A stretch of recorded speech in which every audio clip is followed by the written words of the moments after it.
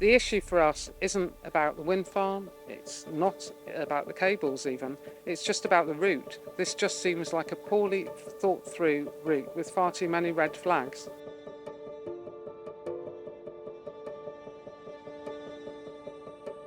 What this project proposes to impact is a really sensitive special area. It would start off in the Marine Conservation Zone out at sea, which is also a World Surf Reserve, the first in the UK, go through a special area of conservation, triple SI, through an area of outstanding natural beauty, which is now called the National Landscape.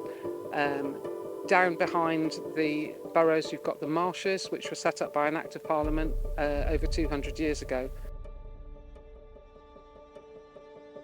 One of the issues is that people don't really understand how much it's going to change this landscape. They think it's going to be a temporary fix, but in fact it's actually leading to permanent industrialisation of the site, because once this land is sold to developers, that's it. Anything can happen. The jointing bays, of which there will be 7 behind the burrows, will need yearly inspections, and if the cable re-emerges, which there is a good chance of it doing, then the beach would need to be closed in that area and an application sought to rebury it. Having lived in this beautiful area for a very long time, I just find it just flabbergasts me that this is even being considered in this beautiful area. We have the most amazing beach and it really does need to be protected, as does the dunes all around it. And I just cannot believe that we're here today discussing that it could be destroyed by this proposed cable route. As a surfer, I'm pretty convinced that they are going to trash one of the world's best longboard waves out here. On a good day, you can get a ride for 250 yards, quality surf. If they mess around with the sand, then it's not going to work like that anymore, and we shouldn't be taking the risk. One of the main issues with this proposal is, despite thousands of pages in the application, there's actually very little detail. I know that might be quite hard to believe if you've not really looked into this subject, but that is the truth. So for instance, we don't know if there's going to be 1 high voltage electricity cable coming ashore here at Saunton, or 2. As a local business, we fully support green energy, but I think this is going to have a massive impact on our local environment.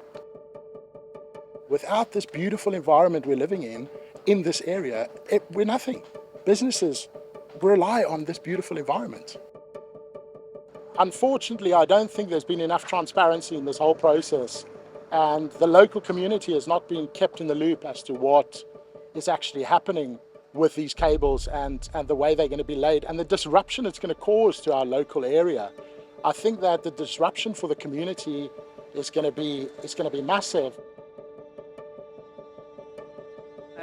I think maybe a lot of people aren't aware of the fact there'll be 3 large sites, compounds, which will house heavy plant and machinery. There'll be one here at Saunton in the car park, we know about that.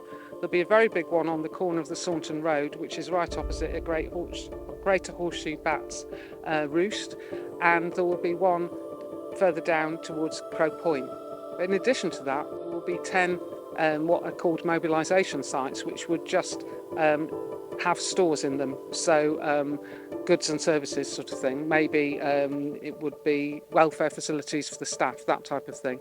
But we still don't even know where those will be sited. So as you can see, there's a lot more to it than meets the eye, and perhaps the developer has been has minimised, let's say, what they consider that will be the impacts to the local community. Well, when we spoke to the parish council, who I must say voted 100% against because they understood the problem, we were within metres of a primary school which are going to get choked with all the diesel fumes and dust that the trucks going both ways are going to generate. The road is already pretty dodgy, it's breaking up.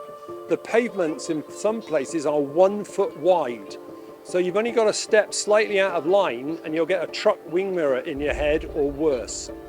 We do not want 50, 60 trucks extra running up and down this road. The team at Access for All have grave concerns with the route that's proposed on the White Cross project, mainly from myself from a disability angle, from the accessibility onto the beach. With a large volume of HGV traffic that's going to be considered every single day, that's going to be a really daunting, scary prospect for anybody that's in a wheelchair. And this is quite a narrow pathway as well. And if you have two-way traffic at the best of times, it's really, really busy. It's just not the right place to be doing it. And we do have grave concerns that this has just not been thought through properly. And we know from COVID that any disruption to people's access to green spaces, to blue spaces, has a massive impact. My concern with the environmental statement that White Cross have commissioned is that it's basically inaccurate. It reports that there's a need and that Saunton plays an important role in terms of an amenity, not just in terms of how beautiful it is, but how accessible it is to the population. While they acknowledge the impact, they also state that it's likely to cause a health impact by interrupting that. The trouble is, they then go on to say that that overall is insignificant, on the basis, which I believe is flawed, is that the population here swim and surf occasionally and seasonally. During the winter, you will see a significant population of people swimming and surfing just the same. Think about our local area. Think about the beautiful place that we live in. And that is why I think we as a business don't support what's going to be happening. In this process, the decision makers really need to inform the public and the local community of what's going on. This needs to go back to the table and needs to be reconsidered by the decision makers. That's how I feel.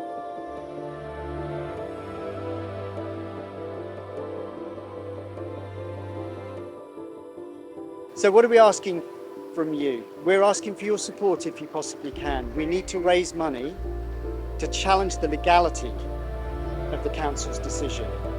Fundamentally, this is a good idea, it's just in the wrong place.